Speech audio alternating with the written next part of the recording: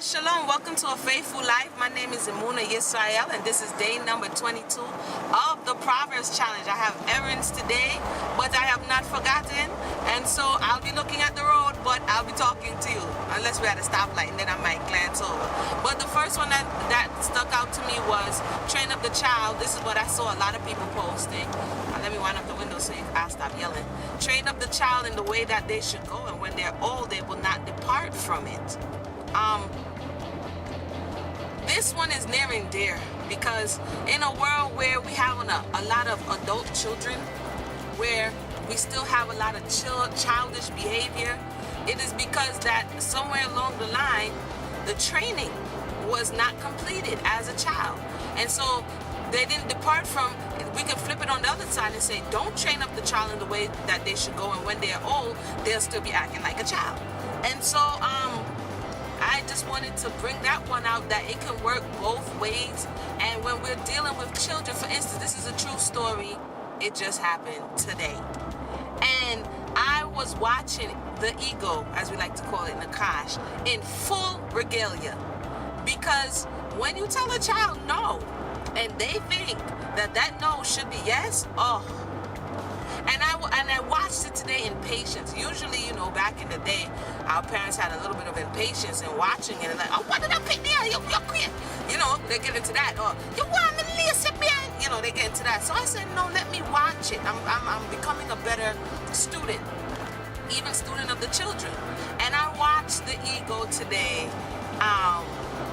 And I said, no, there has to be a better way to translate this message so that she will understand without a short-term, just short-term, I'm in trouble and then that's it.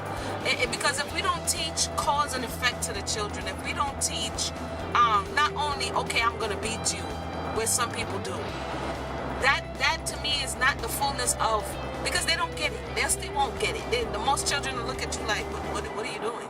But if we cause them to understand why or how, and that is the creative way of parenting. I'm not saying I have it all together. However, what I am saying is I did watch it, and it would yell, it would scream, it will try to roll around, and if you preemptively cut it down, that mentality is still there.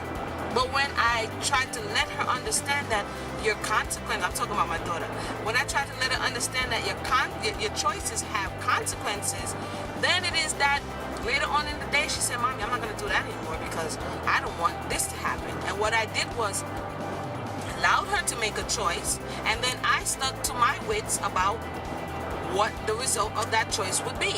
And she said to me after she was all calmed down, her breathing wasn't working. I told her, breathe, that wasn't working. But once it all calmed down, she said to me, I kept doing it because I thought that you were going to say eventually, go ahead.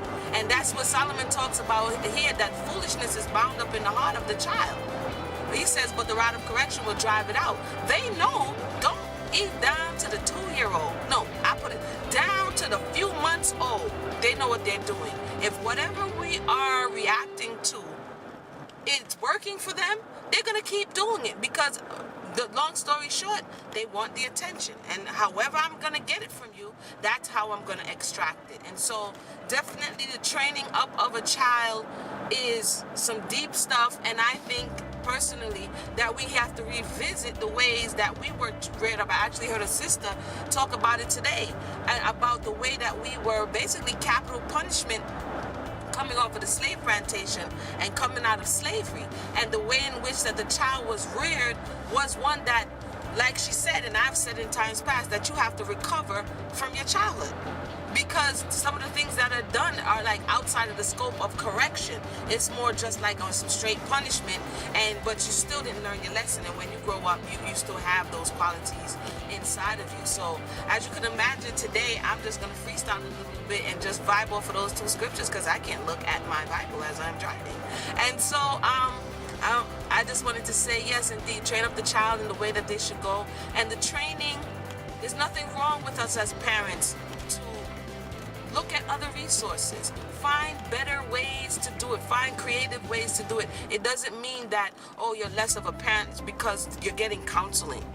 Families need counseling. We need to come together because we're dealing with souls. We tend to think that, we're dealing with little children, but they are souls. They're precious souls who sometimes I look at my children's eyes and it feels like I'm looking at one of my elders because of the way they look at you, the wisdom that's in their eyes, the ancientness that's in their eyes. They look at you like, listen, young whippersnapper, or whippersnapper, or whatever the case may be. But I say that to say, they are souls, and the Creator have entrusted them into our hands, and it behooves us to learn our job better than to think that we need to crush them. A lot of times parents, you're gonna do what I say, and if you don't do what I say, then such and such. That child, although they were given to you in your hands, they don't belong to you. And when you keep that mentality that they don't belong to you, you gave them an opportunity to come into the earth, but their whole life belongs unto the Creator. And so you, as a parent who can help them find their way in life and to guide them to manifest their destiny, that's the best way, or that's the best thing a parent can do.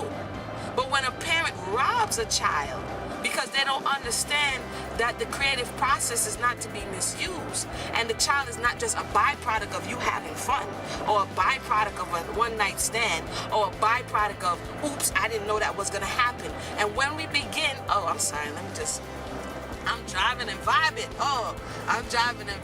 But it's a deep topic, and I am not gonna go into it all right now because I'm like jumping all off the thing. But nonetheless, train a child in the way that they should go. Look, I'm at the stoplight, so that was a perfect timing. Train the child in the way that they should go, and when they're old, they should not depart.